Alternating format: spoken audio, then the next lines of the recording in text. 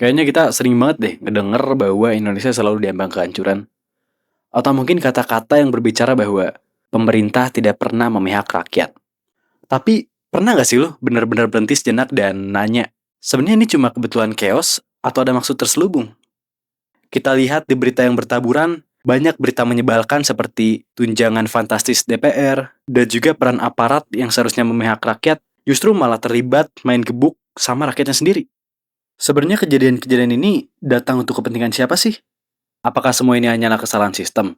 Atau mungkin ada maksud lain? Apakah Indonesia sengaja dibuat rapuh? Dan kalau iya, kenapa? Hai, gue Ijra Rahdian.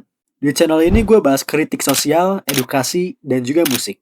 Subscribe kalau kamu suka topik ini, abaikan jika tak sejalan dengan hati. Selamat menikmati. Mari kita bahas secara terstruktur, sebagaimana teori konspirasi pada umumnya. Dan kita lihat, kesimpulan apa yang bisa kita ambil. Oke, yang pertama bakal gue bahas adalah teori The Great Distraction, yaitu adalah sebuah konsep atau strategi yang menyatakan bahwa para pemerintah atau pihak yang berkuasa sengaja menciptakan atau memanfaatkan krisis, skandal, atau isu untuk mengalihkan perhatian publik dari masalah yang lebih mendesak.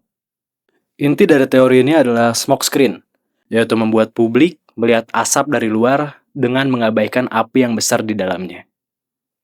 Konsep ini sering dikaitkan dengan frasa Latin kuno yaitu panem et circenses, atau bisa diartikan sebagai roti dan sirkus. Frasa ini dipopulerkan oleh pujangga Romawi kuno, bernama Juvenal, di mana saat itu dia mengkritik bahwa warga Romawi di masa itu telah menyerahkan hak-hak politiknya demi kepuasan material, yaitu roti, dan juga demi hiburan yang menyenangkan seperti sirkus atau gladiator. Pemerintah Romawi menggunakan strategi ini untuk mencegah pemberontakan dan mengalihkan perhatian dari masalah pemerintahan. Pola-pola ini sudah banyak terjadi di dunia nyata. Seperti contoh, kasus skandal seks Bill Clinton pada tahun 1998. Saat itu ia sedang dalam kasus investigasi skandalnya dengan Maurice Lewinsky. Lalu, tiba-tiba, di saat yang bersamaan, militer Amerika Serikat melancarkan serangan rudal ke sebuah pabrik farmasi di Sudan dan kamp-kamp Al-Qaeda di Afghanistan. Kan aneh ya gitu rasanya. Kok tiba-tiba bisa barengan gini? Dan banyak kritikus saat itu menuduh bahwa serangan ini sebagai upaya pengalihan isu untuk mengalihkan berita dari headline. Lalu selanjutnya ada kasus terorisme pada tanggal 11 September, di mana pada saat itu terdapat tragedi pembajakan pesawat yang telah direncanakan untuk menabrakkan diri ke gedung World Trade Center yang ada di Amerika Serikat. Teacher, what comes after 9? My brain.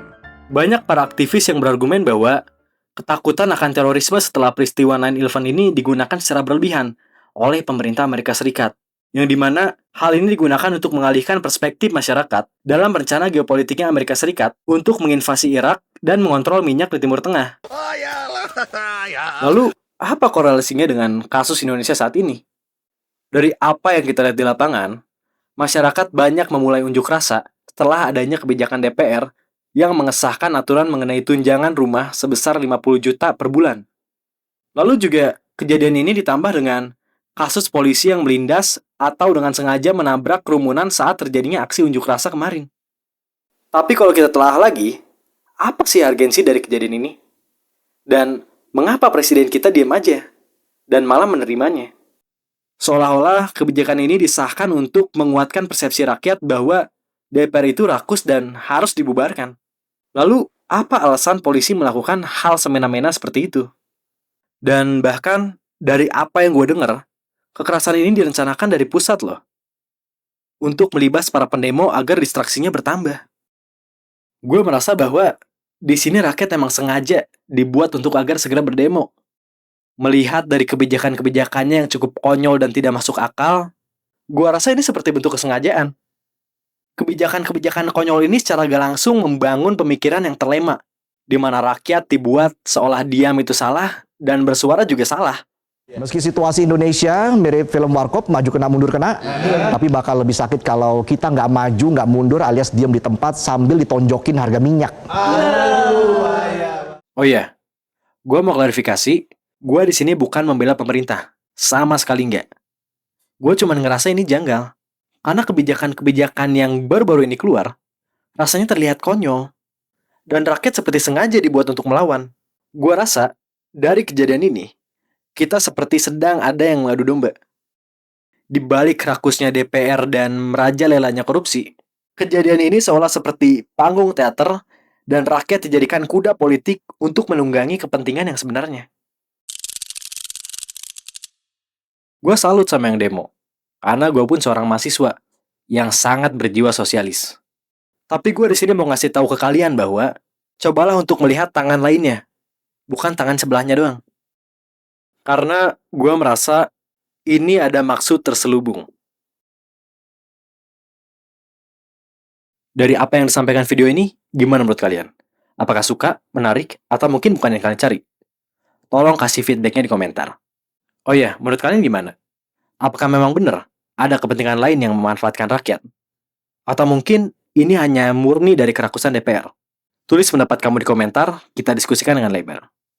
Like dan subscribe jika topik ini disukain kamu. Jangan lupa share biar orang lain tahu dan bertamu. Follow IG gue Jara Rahadian, and thanks for watching.